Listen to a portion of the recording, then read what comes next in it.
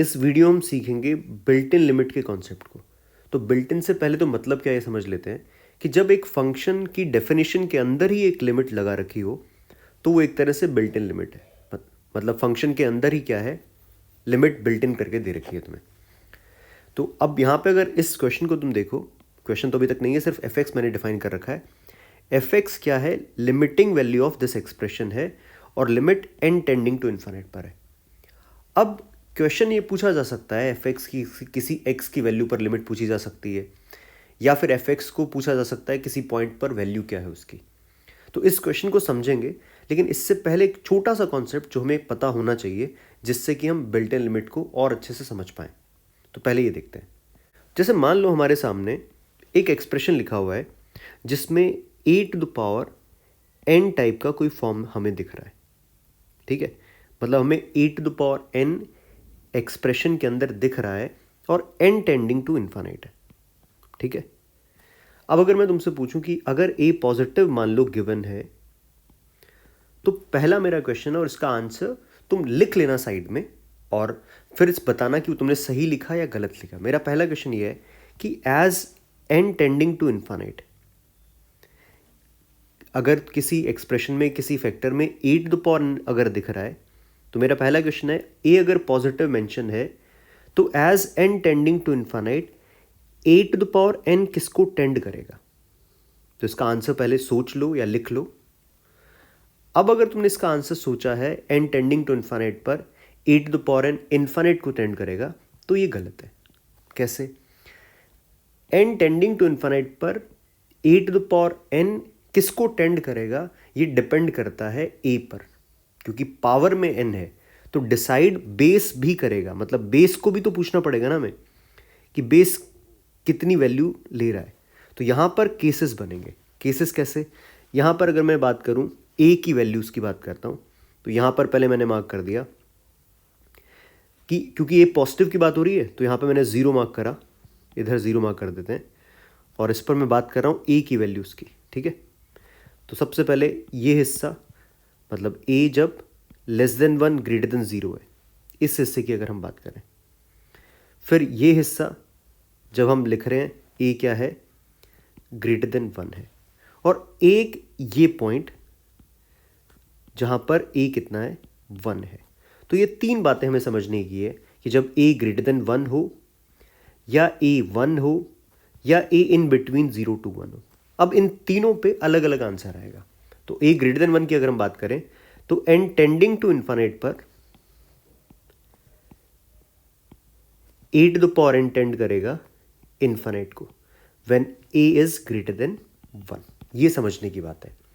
दूसरा, अगर ए 0 से 1 के बीच में लाई कर रहा है, अब एन टेंडिंग टू इन्फिनिट पर a to the power n tend करेगा 0 को। और तीसरा, अगर ए कितना हो जाए, 1 हो जाए, तो अगर मैं यहाँ पे लिखता हूँ ए अगर 1 हो जाएगा, उस केस में एन अगर टेंडिंग टू इन्फिनिट भी है तब भी ए टू द पावर एन 1 ही रहेगा। ये तीन बातें हैं। और अगर तुम्हें ये समझ में आ रहा है तो तुम्हें बिल्ट इन का कॉन्सेप्ट एक तरह से पता है। अप्लाई कैसे करना है ये हम देख लेंगे।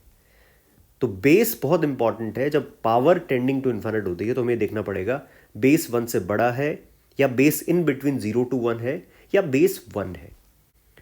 अब जो मैं स्टार्ट कर रहा था उस पर वापस आते हैं। यहाँ पर मान लो इस क्वेश्चन में, मतलब इसको मैं क्वेश्चन फॉर्म में पूछता हूँ पहले तो तुमसे, कि पहला काम तो ये है कि मुझे एफ एक्स रीडिफाइन करके लिखना है, कि मतलब अलग अलग एक्स के लिए एफ एक्स कैसे वैल्यूज़ लेगा। और बाद में मैं तुमसे पूछूंगा कि हमें बताओ कि एक्स इज इक्वल टू 1 पर इसकी कंटिन्यूटी चेक करके भी हमें बतानी है। तो कंटिन्यूटी मान लो, अभी अगर छोड़ दें इसको एक बार के लिए, तो सिर्फ ये बता दो तुम कि एक्स टेंडिंग टू 1 पर एफ एक्स की लिमिटिंग वैल्यू क्या है। चलो, ये तो हुए बाद के क्वेश्चंस जो हम सॉल्व करेंगे। असली काम जो है हमारा वो ये है कि क्या हम एफ एक्स को सही से समझ पा रहे हैं क्या। तो अब देखो, क्योंकि एफ एक्स में बिल्ट इन लिमिट है तो एन टेंडिंग टू इन्फिनिट है, तो पहला काम ये होता है जब बिल्ट इन का क्वेश्चन हम सॉल्व कर रहे हो तो एन टेंडिंग टू इन्फिनिट अगर हमें दिख रहा है इसमें, तो ये देखना है कि एन का इंपैक्ट कैसे आ रहा है।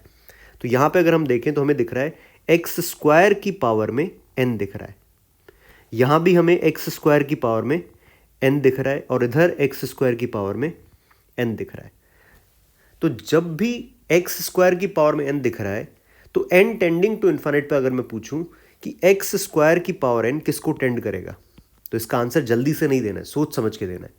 पावर फिर से किसको टेंड कर रही है, इन्फाइनाइट को टेंड कर रही है, लेकिन बेस क्या है, एक्स स्क्वायर। तो बेस ही डिसाइड करेगा कि as n tending to infinite पर x square to the power n किसको टेंड करेगा। तो फिर से यहां पर मैं केसेस बनाऊंगा। तो पहला केस अगर मैं यहां पर लिखता हूं कि एक्स स्क्वायर क्या है, ग्रेटर देन 1 है। अगर एक्स स्क्वायर क्या है, ग्रेटर देन 1 है, तो इस केस में n टेंडिंग टू इन्फाइनाइट पर x square to the power n tend करेगा इन्फाइनाइट को, क्योंकि 1 से बड़े बेस की पावर इन्फाइनाइट क्या रहेगी, इन्फाइनाइट रहेगी। अब इसका यूज करके हम पहले एफ एक्स फाइंड करते हैं। ध्यान से देखो, अगर n टेंडिंग टू इन्फाइनाइट है, यहां पे हमारे पास में cos pi x minus x square to the power n, और यहां पे sine x minus 1 divided by 1 plus x x square to the power n minus x square to the power n। अब देखो, x square to the power n किसको tend कर रहा है, infinite को टेंड कर रहा है, क्योंकि एक्स स्क्वायर हमने क्या लिया है, ग्रेटर देन 1 लिया है। तो x square to the power n लेके अगर मैं इसको कैंसिल आउट करता हूं तो मेरे पास में सीधा बचेगा एफ एक्स आ जाएगा यहां से। सबसे पहले तो इधर बचेगा साइन एक्स माइनस 1 और cos pi x upon x square to the power n 0 हो जाएगा। 1 अपॉन डिनोमिनेटर में x square to the power n 0 हो गया, ये कुल मिला के बचेगा minus sign x minus 1।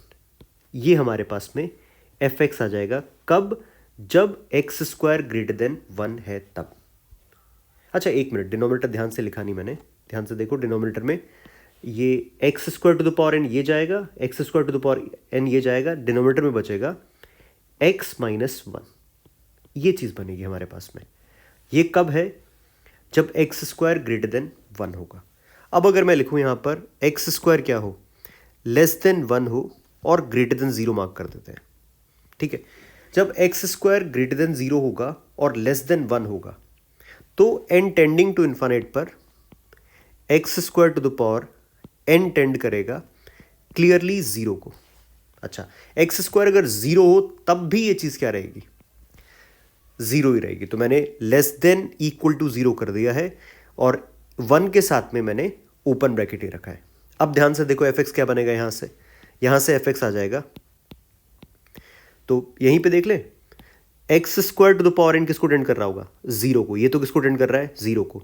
X square to the power n 0 को, x square to the power n 0 को। ध्यान रखना लिमिट n पर है तो x एज इट इज ही रहेगा, तो ये 0 को टेंड करेगा न्यूमरेटर में, ये भी 0 हो जाएगा और ये भी 0 हो जाएगा। तो हमारे पास में एफ एक्स आएगा लिमिट रखने के पास में कॉस पाई एक्स, ये बन जाएगा। और एक केस फाइनली बच जाता है जब एक्स स्क्वायर कितना हो जाए, एक्स स्क्वायर अगर 1 ही हो जाता है, जब एक्स स्क्वायर कितना है, 1 है, तब n टेंडिंग टू इन्फाइनाइट भी हो तब भी x square to the power n क्या रहने वाला है, 1 ही रहेगा। तो उस केस में एफ एक्स क्या आ जाएगा हमारे पास में, या सीधा सीधा यहाँ पर f1 की वैल्यू मैं फाइंड कर लेता हूँ। f1 कितना आएगा, क्योंकि मैंने x को 1 रखा है तो कॉस पाई एक्स कितना होगा, -1, एक्स स्क्वायर क्या रहेगा 1, साइन एक्स माइनस 1 क्या हो जाएगा 0, -0 डिवाइडेड बाय 1 प्लस 1 माइनस 1। यहाँ से f1 मेरे पास में आ जाएगा -1। इसी तरह से अगर मैं पता करूँ f ऑफ -1 क्या रहेगा, तो ध्यान से देखो f ऑफ -1 आएगा, कॉस पाई एक्स तो रहेगा -1 ही, फिर रहेगा माइनस में x square to the power n 1 रहेगा, साइन एक्स माइनस 1 हो जाएगा, minus minus plus sine 2 divided by, नीचे रहेगा 1 -1 और यहाँ पे आ जाएगा, ये लिख देता हूँ 1 -1 और -1। तो f ऑफ -1 हमारे पास में आएगा यहाँ से -1, नीचे डिनोमिनेटर में कितना है -1, तो ये बनेगा 1 माइनस साइन 2। तो अब जाके हमने पूरे एफ एक्स को अच्छे से रीडिफाइन कर दिया है, मतलब n से इंडिपेंडेंट कर दिया अल्टीमेटली इसको। तो हमें दिख रहा है जब तक एक्स स्क्वायर 0 से 1 के बीच में लाई करेगा तब तक एफ एक्स क्या रहेगा, कॉस पाई एक्स। जब एक्स स्क्वायर ग्रेटर देन 1 होगा तब हमारा एफ एक्स रहेगा minus of sign x minus one upon x minus one. और एफ वन की वैल्यू कितनी आ रही है, -1, और एफ ऑफ -1 आ रहा है 1 माइनस साइन 2। एक बार एफ ऑफ -1 की कैलकुलेशन वापस देख लो, कहीं गड़बड़ ना हो। जब मैं एक्स को -1 रखूंगा तो यहां पर एक बार इसको हटा देते हैं बाकी सबको।